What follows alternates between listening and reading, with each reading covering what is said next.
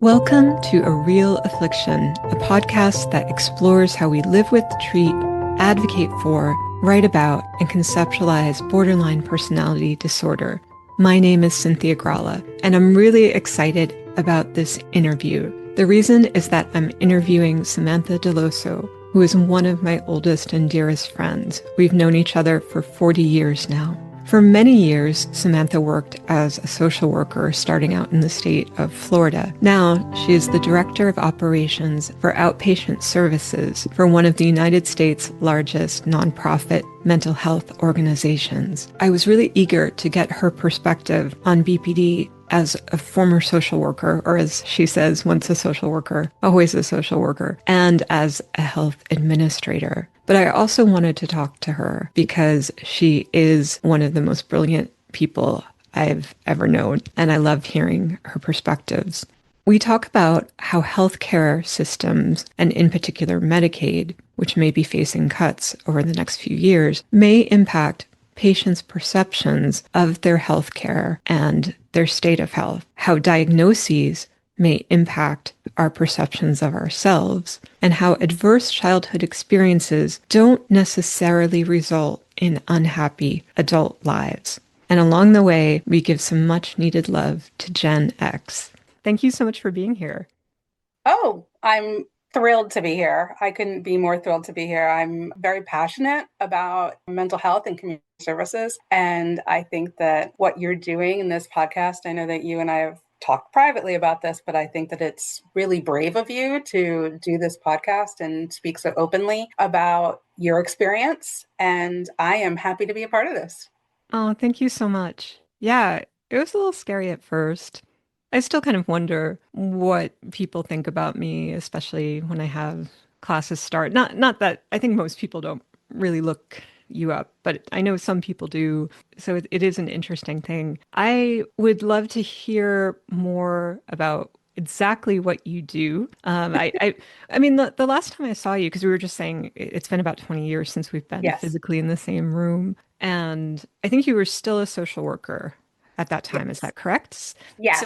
can maybe talk about what you're doing now and if there's any quick way to explain the trajectory from being a social worker to where you are now. That would be Sure, good to hear. absolutely. Starting off with, once a social worker, always a social worker. I still consider myself a social worker. I have a master's degree in social work. I've been working in community services for about 25 years. I started out, as many, many social workers do, working in child welfare. I've also worked in primarily mental health, behavioral health for the most part, but I have worked for state agencies, providing, policy guidance and writing policy, helping to write policy, and dealing with Medicaid state plans. I have worked in direct therapy practice with clients, which I do enjoy, but don't always miss, if that makes sense. And I tend to work on like more wide sort of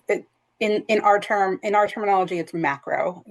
How can I make the most impact on the most people? Currently, I am the director of operations for outpatient services for a very large nonprofit mental health organization, one of the largest in the US. And in that role, I guess my job is to sort of bring together the programmatic people who are, very passionate about the programs that we have and the clients that we serve, and not that we're not all, and sort of the more pragmatic, pieces like finance, HR, strategic operations, those kinds of things, and sort of develop a shared language to make sure that we're all working together to meet the mission and vision of our organization.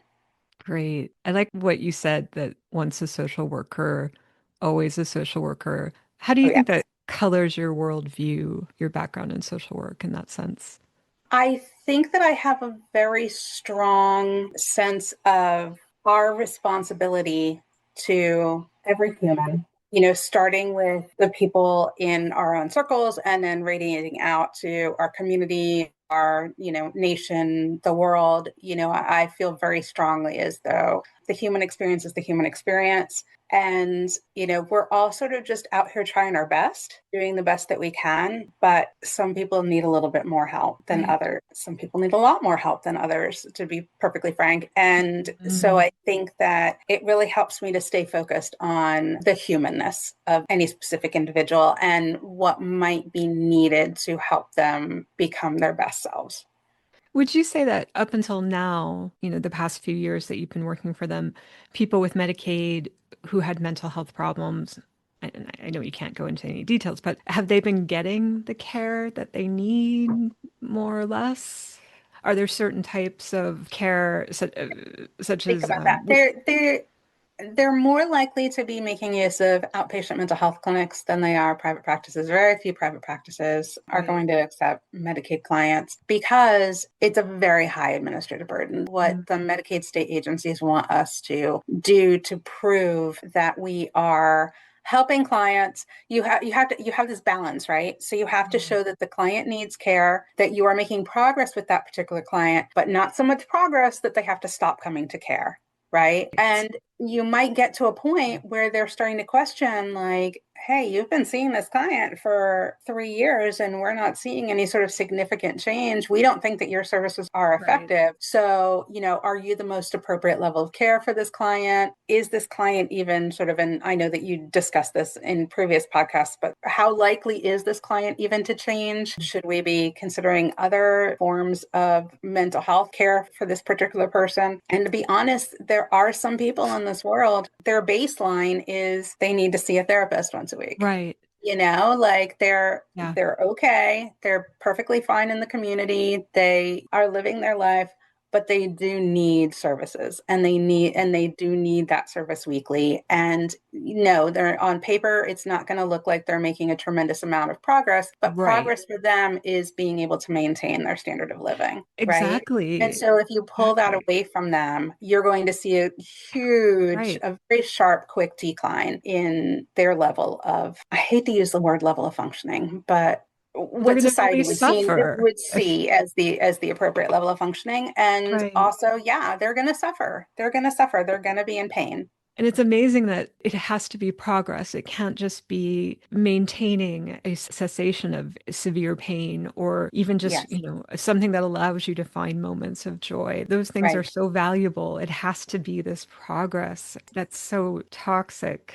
And I think that's a very dangerous message to give to clients as well, Yeah. because I think that a lot of folks with, especially with certain mental health issues, I'm thinking most likely about bipolar disorder, right? In general, they have these highs and lows, and they're not going to get care when they're at a period of, when they're at high, Yeah. right? Because a lot of times people with bipolar disorder think of that high as their baseline, right? Right. So, like, that's what they're striving for. That's who they are. That's their ultimate being. That's where they feel the most powerful. That's where they feel the Right. best, obviously, because they're in manic states and they want to stay there, right? And so then they go into these deep depressions, and they go into the deep depressions, and they go into medical facilities, and then Yeah. they might come out and go into like a partial hospitalization facility, and then they might then come into weekly sessions and psychiatric care, and they're medicated, and they're baseline, but baseline is good for them, right? Right. And it's very difficult sometimes as a clinician to get that through to them, that, like, no, like, this is good, this is a good level to be at, like, you're just as sick at your high highs as you are at your low lows, right? Yeah. And so that's sort of what you're trying to get them to learn and to accept and to come to understand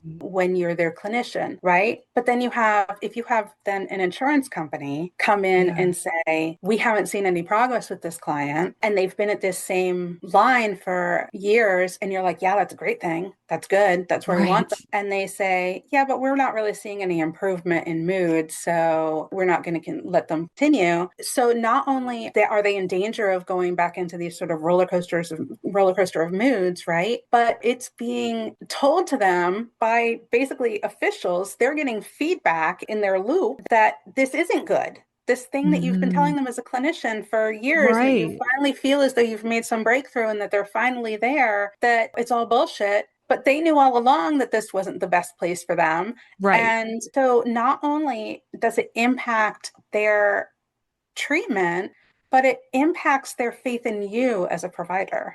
Right. And where it might be Hmm. healthiest to be. And I where can really they're the healthiest, yeah. right? I can really relate to what you're saying. And in terms of BPD, and I imagine some people listening, if they have experience with it, might be able to relate as well. Because, of course, with BPD, you often do have these mood swings. It's just they're a much shorter duration than in Mhm. bipolar disorder. But I know that I used to think that being at the height of the upswing, that was where I wanted to be all the time. And I would do whatever I had to do to get that high. I feel like I'm learning now, well, maybe like in my starting in my 40s and definitely now in my 50s, what a calm level of joy and contentment feels like. And it's lovely. But I think if you had told me 20 years ago, well, that's kind of what you should be aiming for, not like, this wild, Right. ferocious, unleashed joy. And then I heard someone say, "Oh, well, your therapy isn't working. You're not at the right base level if you're just at this calmer." I would probably rationalize that too as, yeah, the therapist was wrong. Hmm. That's really problematic. If you could wave a wand and have the ability and the resources to kind of administer care through this organization however you wanted, what would you want to see? What would you want to see more of? What would you want to see less of, specifically in terms of mental health and especially, complex mental health conditions like you mentioned, bipolar disorder. Of course, I'm interested in BPD. What would you want to see done a little differently? I think one thing that we do very well as an organization is, we have a foot in the door of research, right? So Hmm. we have a research wing of our organization. We're Hmm. doing a lot of work with psilocybin research, which Hmm. I think is amazing. We are consistently rated very high in terms of the care that individuals receive within our hospital settings. So I Hmm. think that we do acute care very well. I would like to see the opportunity for more true social work, more true social services, more, Right. the ability to provide that early intervention piece. Things like prenatal or postpartum Right. services, more ability to provide early intervention. Not that we're not doing that to some degree, but I would like to see us do it on an even larger scale. We Right. actually have a very large presence in schools. We're currently, a lot of our school folks, or a lot of our school programs, the therapists are being trained in DBT for schools. I've heard about this program, and I was going to do a follow-up question on that as soon as you Yeah. mentioned schools. Oh, that's so cool. Yeah, and then all of our clinicians in all of our schools are trained on trauma focused CBT so that they are able to work with undocumented folks, uninsured folks through some of our funding sources. But ultimately, if I could wave a magic wand, the two things that I would want for us is just on a larger level is, more money. I mean, we need more Yeah. funding. We need advocacy. We need states and federal governments and everyone really to understand that, the impact that mental health has on the community as a whole and how impactful good mental health care is to a society and the people who live within that society. And then universal health care. I want universal health care. Yeah. I mean, I think that we need it. Aside from the fact that I don't necessarily even think that we should be looking at behavioral health from a medical lens, and the fact that it's paid for through medical insurances and all that is, I know that we've talked briefly about that in the past. And Yeah. probably right now is not a time for me to go on a diatribe about all of that. But I do think that there needs to be a different way of seeing how behavioral health is treated and not so much diagnosis based and not so much medical based. But beyond that, we need universal health care. We need a living Absolutely. wage, a living minimum wage. We need Yes. affordable housing. Like Hmm. all of these sort of societal ills Are so could intertwined with these are so problems. intertwined Yeah. with mental health. And I didn't even want to and we didn't even get into sort of my history with, with the foster care system and the impact that I've seen of trauma and physical abuse, sexual abuse, even multiple placements as a foster child that then sort of almost logically sometimes morphs into borderline personality disorder because it Right. is a trauma response. And I know Yeah. that you and Dr. Kriss had discussed that, but it is a trauma response. It's 100% a trauma Yeah. response. And so many of the kids who come through that system come out of it with a personality disorder of some sort. Well, we can talk about that too, because I can edit some things down too. There's so much there. I think it's interesting when you think about how to categorize mental health in general and BPD in particular in the context of this discussion of how healthcare is administered, especially in the US. There are some people who say, basically, I think a diagnosis is a billing code. So, what happens when you no longer need a billing code? I don't, they would never go away because, for one thing, diagnoses, they kind of now have this second life on the internet and social media and in ways that are interesting, sometimes a little concerning, but certainly they are part of that ecosystem. I would say, in terms of this medicalization of behavioral health, I'm mostly in agreement with you. I mean, it does kind of depend on the condition because some do seem to Mhm. be have such a biological basis. But one consequence of not really of separating the medical and the behavioral in a universal healthcare system or something like Canada, we actually don't have national healthcare. It's administered Mhm. by the provinces, but it is, I guess it is universal. But they cover medical, but they don't cover behavioral. I mean, they will cover psychiatry because Right. they see it as, Because yeah. it's medical. But yeah, that is one, if we're talking about within the ecosystem, the way of healthcare delivery, if you separate those, then it might not be covered. Yeah. Because it's a huge Mhm. expense for Right. the country. And I absolutely think it should be covered, but Right. that is one thing people could say. So that's an interesting and ironic thing that comes up. I think we should talk for a few minutes about your experiences when you worked with family services. I'm sure you saw a lot of devastating situations. Yeah. And Absolutely. so do you feel that that affects the way you see certain medical conditions, including BPD? I think that my knowledge of the impact of trauma on children and trauma on really anyone impacts the way that I see some things. And I guess that there's a part of me, and we kind of talked a little bit about my level of optimism. There's a part of me that really wants to believe that nobody is beyond help. Hmm. That's not to say that there aren't people who are very, very truly, honestly ill, mentally ill, people who have psychoses and schizophrenia and who will need, lifetime medication management Right. and maybe even hospitalization. Those people 100% exist.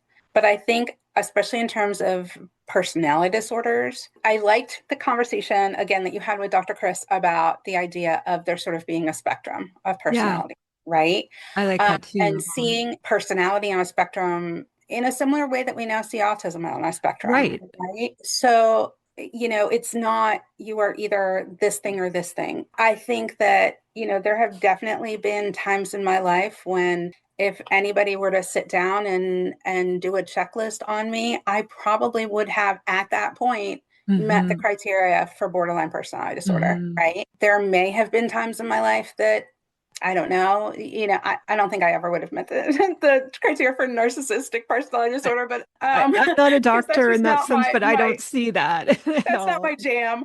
I can definitely tell you that there were definitely times that I think that I would have met the criteria for borderline. And when somebody is diagnosing, it's so much of a snapshot of what Yeah, is happening it in your is. life at that particular moment. And of course, the reason that people go to therapy, let's make this perfectly clear, is because something in their life isn't working and they want it to work. I Yeah, mean, yes, sometimes absolutely. people are forced into therapy, but for the most Right. part, people say the way that I'm living my life right now is not successful for me, and Yeah, I want to change some aspect of it, right? And exactly. no matter how sort of resistant they are to the changes that you would like to see them Mhm. make in their lives, you do have to meet your clients where they are in terms of Mhm. all of that. But at any particular time, I think that any of us could benefit from therapy. I'm a strong proponent of therapy. Yeah, and Um, I've talked to a number of therapists who've said that like everyone should I go. think everybody needs to be in therapy, period. Yeah. I think that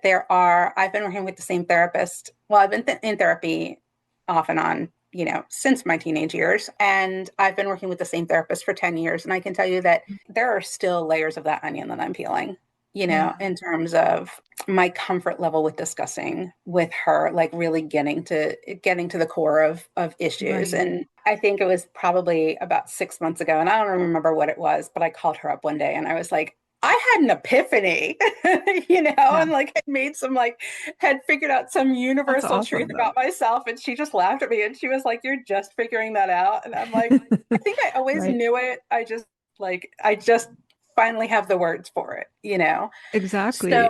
Yeah, I've had a few of those recently too. And yeah, but you have to treat the person as a whole, right? And I understand the concern about, that you already discussed about, if you pull kind of behavioral health away from medical, that it might not get treated. 100% believe that all behavioral health, all mental health should be treated, oh, absolutely. to the extent that people are willing to allow themselves to be treated, right? Well, 100%. and even if we don't see certain behavioral health conditions through a medical lens, they still have a there's a symbiosis between how you feel behaviorally and how you feel medically. I definitely wonder what effect, all the anxiety I've suffered from really all my life had on my development of systemic lupus, for example. I mean, I really don't know, and no one can, it's kind of a mysterious disease, but there's always that bi-directional relationship. Well, there's Yeah. some mind-body connection stuff, Yeah. and Body Keeps the Score, Yes, is a pretty absolutely. popular book I've and talked really about that. interesting concept. So, Yeah. and yes, I 100% agree with all of that. I guess my point is that, like, and this also kind of goes back to something else we were saying about stuff staying with you Yeah. forever, right? Once you get that diagnosis, it stays with you forever. I think that everybody needs ongoing therapy, but I don't necessarily think that everybody needs ongoing therapy for the exact same reasons throughout their entire lifespan, right? And Yes, I I think that absolutely agree with that. at any particular time, the diagnosis that therapist A gives you might differ from the diagnosis that therapist B gives you. We take all sorts of classes and do all sorts of work on differential diagnoses, right? But the bottom Yeah. line is that there are so many things that look so similar that Hmm. you might go to three different therapists and get three different diagnoses at the exact same period of your time, answering all of the questions and all of the same questions in the exact same way, right? And all they have to do is be able to justify their diagnosis in order for that to be your diagnosis. So I definitely think that there are lifelong diagnoses, but I think that there are also not lifelong diagnoses. And I don't necessarily think that behavioral health does a good job of that. Yeah, And I think of that even concept. Yeah, they yeah, don't. and I think even more so with like the younger generations, I think this is very generational, that one of the things that I am concerned about that I'm seeing is this tendency to explain away negative behavior by saying, well, I have, Right. diagnosis X. Right. And I think that one of the things that our generation did very well is acknowledge, like, look, we're all screwed up in some way, right? We all Right. need therapy, and we probably all need therapy. We all have our own things. This isn't working for me. How and I think that we were more inclined to seek out therapy in a way that we were looking for answers, fixes. Right. How do I become a better version of myself? And better Yeah. being in quotes, whatever. Hmm. But how do I become a more satisfying for me version of myself? And I think that has turned, and now it's become very like prescriptive, Yeah. and that is concerning to me. I agree. Well, you made the great point before we started recording. We were talking about Gen X, which we're Mhm. both a part of, and Samantha said that no, and no offense to every generation has its. I mean, well, for one thing, it's just a stereotype, which is always a little bit dicey. But Right, I right, think of course, of course. there are some noticeable generational trends, and Samantha pointed out that both the baby boomer generation and millennials seem to be quite good at not looking at certain things or, pushing them away. And certainly there's a time for that kind of thing to keep focused on something else. Like we were Mhm. talking about menopause. And I know talking to both my mom and my mother-in-law, they were both like, "Oh yeah, well, they offered me HRT. I just wanted to get through it." But they didn't talk about it. They didn't research it. They tried not to think about it. Whereas we were saying Gen X women have been doing an amazing job over Right. the past 5 years or so, putting it into the national conversation. And I think Yes. that's incredible. So I agree. I will say, I found it so interesting that I was going to do my first interview in a while with you because it really allowed me to see everything in such a big picture, kind of Mhm. how I was when I was younger, and then also how I was when I first started thinking about this podcast. And I feel like so much of the past 2 years, 2 or 3 years of thinking about and writing about BPD has really just been about me coming to terms with the concept of BPD Mhm. and what role it might have played in my life. But originally, I was so afraid of the diagnosis. Right. And I was so upset by what people said about it. But now I've come around to holding it much more lightly. And the proof for me was when I did have a session in speaking of the perimenopausal transition. I was just having a lot of anxiety and sleeplessness. So I managed to get like a single session with a psychiatrist. And because of the shortage here, that was all I had. And I was talking to her. And she said, "Well, I don't know. You sound more just like complex PTSD than BPD." And it was such a change because I feel like if someone had said that to me 20 years ago, Right. well, I don't even think they were talking about complex PTSD so much Right. then at all, but I would have been, "Oh, thank God I'm not BPD. I'm not." But when she Hmm. said that, I was like, okay, well, maybe to me it sounds more like BPD, but either or. And the stigma against it is still something we really have to fight against. But in my own life, I know who I am and I know who I try to be. And I know that generally the people saying those things are just saying, the really negative things or saying really ugly things and projecting whatever. I had to get to that place. I think it definitely played a role in the past. I think it's really not playing much of a role now. And I have talked about this with my therapist too, just about the effect when you totalize, Hmm. the diagnosis. It's just such a hard thing because it can be very helpful to that a diagnosis can help to make certain things in your life, in your experience legible and comprehensible, but it can also just take over how you see yourself and how you see the world and other people. Like you said, it's a tricky thing. And I do think things like social media really can be quite reductive in Right. that way. Absolutely. With your positivity and your optimism, which is enviable because I feel like I have a lot of optimism individually about my own life and about the lives of the people I know. But I lately, it's been tough. Like when I think about where we're all headed, Yes.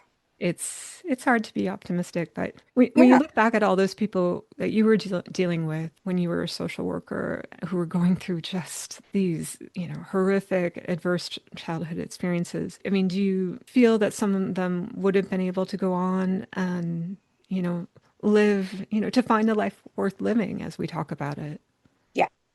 Yeah. Yeah. So I do. And I wish there had been some mechanism through which I could have really followed a lot of folks. Because I mean, we're talking about a Yeah. 25 year long career. So, some of the people that I worked with early in my career, especially, I would really love to see sort of where they are in adulthood. And I certainly have my ideas of, the folks that I feel as though were probably more resilient and probably I want to say did okay for themselves. You know what I mean? Yeah. And those who maybe did not. But I don't have any true mechanism ever, of reaching out to any of them. And to tell you the truth, like don't necessarily know what the how appropriate it would be anyway for me to try to do any Yeah. sort of deep Of dive or course. Yeah. and find any of them. One thing that I did want to say though, and this we can kind of end on this, is Yeah.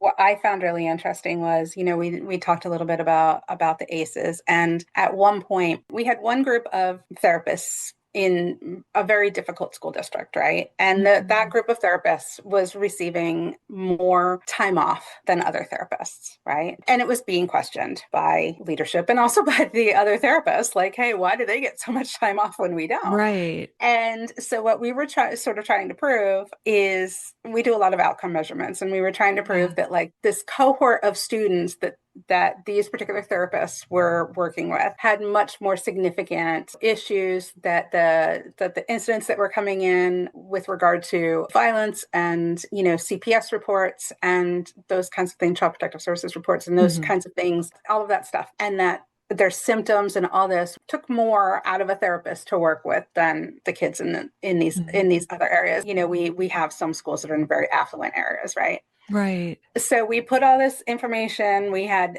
every belief that we were going to find, you know, the information to back up what we were saying, right? And what we found, and this was very interesting, is that yes, actually, in the schools where they had a high, we based it on farm search, which is free and reduced meal. It's a common way that school districts kind of just determine like what the socioeconomic status is of the students that are there. The percentage of kids in any particular school district, in any particular school that receives free and reduced meals, because that would make sense. Yeah, that would indicate a higher poverty level in that particular area.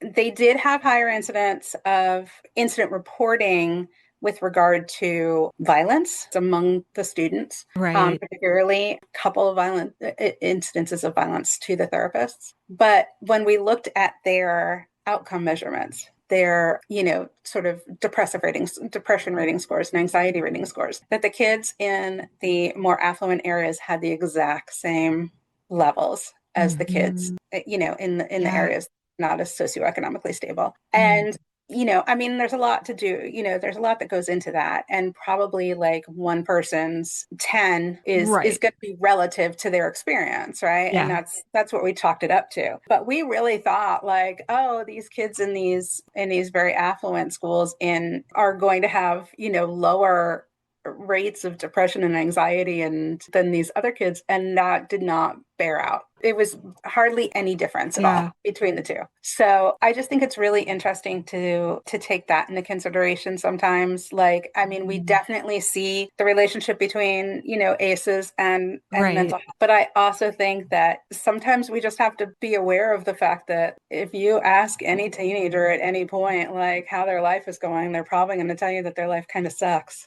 Right.